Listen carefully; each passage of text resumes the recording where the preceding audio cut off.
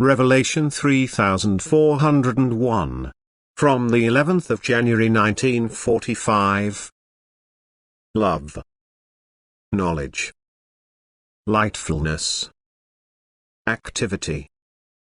An activity of unselfish neighborly love puts the human being into right knowledge, but right knowledge deepens his love for God, and this in turn leads to union with God, because the human being, who loves God above all else, seeks to shape himself on his own initiative in a way that is pleasing to God and thus a prerequisite for becoming one with God. Consequently, unselfish neighborly love can never be excluded if the human being wants to reach his final goal on earth, the childship to God. But it also has to be practiced if he wants to enter the kingdom of light when he departs from earth.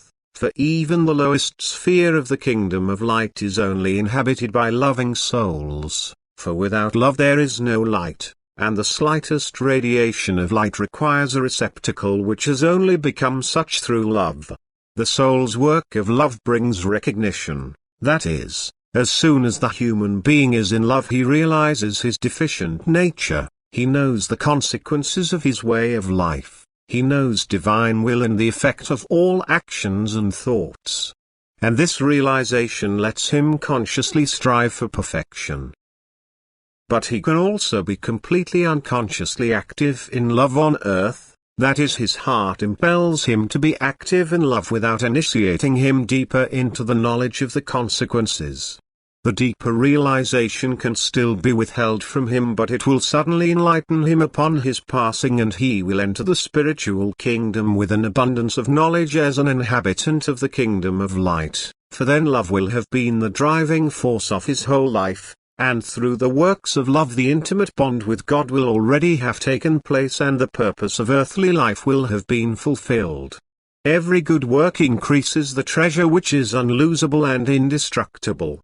And spiritual wealth, which the world does not want to accept, follows the soul into the kingdom of the beyond.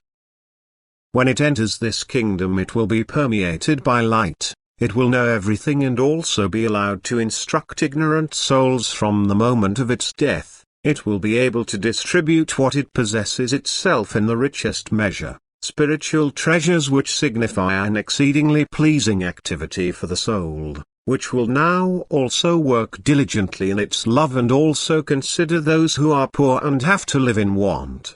And it will be allowed to draw ever closer to God, for love shapes it such that it becomes God's image and thus unites with God, from whom it originated in the first place. Amen.